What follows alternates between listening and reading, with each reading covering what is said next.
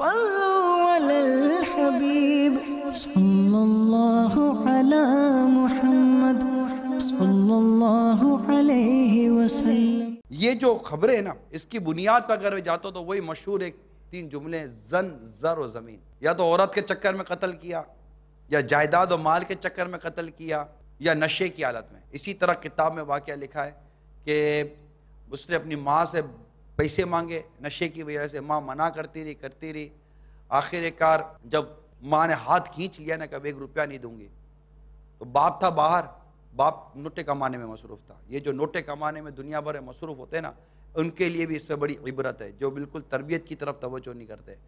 تو باپ نوٹے کمانے میں مصروف تھا، بیٹا یہاں نشے کا عادی بن گیا، بری صحبت میں چلا گیا۔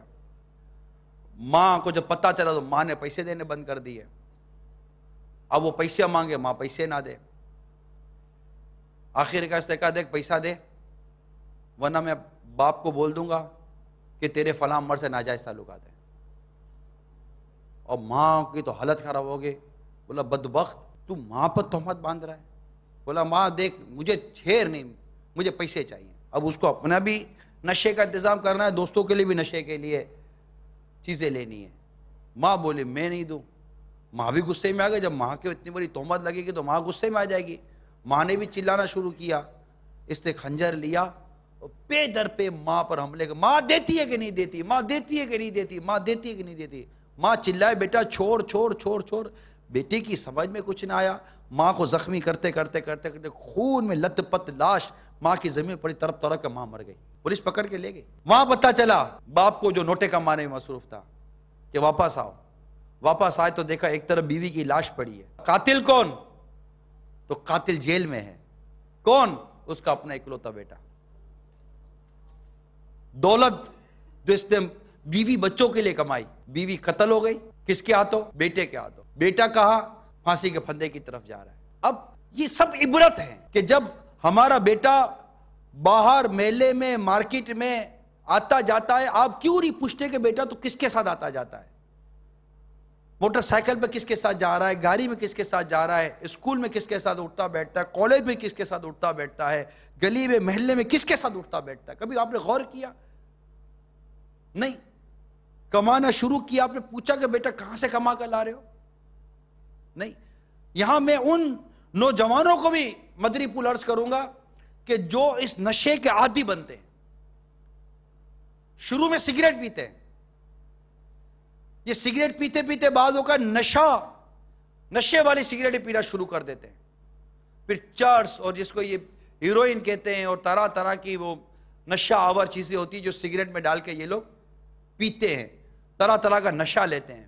پھر جب نشئی ہو جاتے ہیں، منشیات کے عادی ہو جاتے ہیں، انٹاکسیکینٹ جسے کہتے ہیں، جب یہ منشیات کے عادی ہو جاتے ہیں، اب ان کو سوائے اس کے کچھ نہیں سوچتا کہ ہم کو یہ چاہیے۔ جو پتی تمباکو والے پان کھاتے ہیں، تمباکو والے چیز یا گٹکا استعمال کرتے ہیں، ان کو لاکھ سمجھاؤ مگر نہیں مانتے۔ ابھی یہ تو چلو ابتدا ہے، لیکن یہی نشہ تمہیں کہاں تک لے کے جائے گا؟ کبھی سوچا؟ پھر جب نشے والی چیز خریدنے کے لیے تمہارے ماں باپ تم کو پیسے نہیں دیں گے تو کیا تم بھی اپنے ماں باپ کو قتل کرو گے؟ ابھی نہیں، جنہوں نے قتل کیا یہ قتل کرنے سے پہلے نہیں جانتے تھے کہ ہم ماں کو قتل کر دیں گے، ہم باپ کو قتل کر دیں گے، ہم بھائی بہنوں کو قتل کر دیں گے۔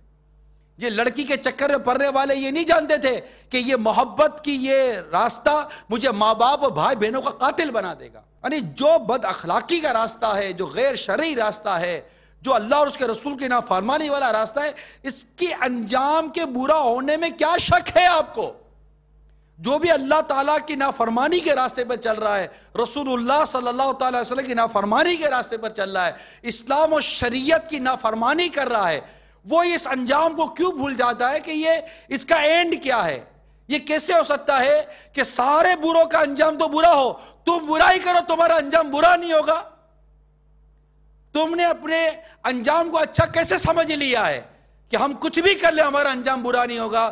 کیونکہ برے کا انجام برا ہی ہے، جو برائی کرے گا اس کا انجام برا ہی ہے، جو اچھائی کرے گا اس کا انجام اچھا ہی ہے۔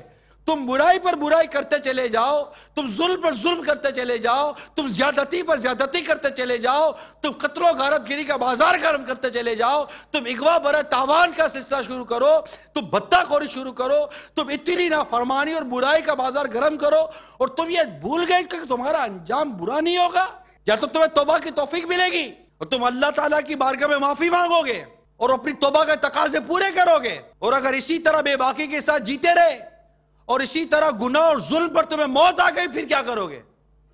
سوچا ہے کبھی؟ اسی طرح ماں باپ کی نافرمانی پر تمہیں موت آ گئی تو کیا کرو گے؟ سوچا ہے کبھی؟ اسی طرح گھر کے اندر اگر تم نے قتل و غارت گری کر دی تو کیا کرو گے؟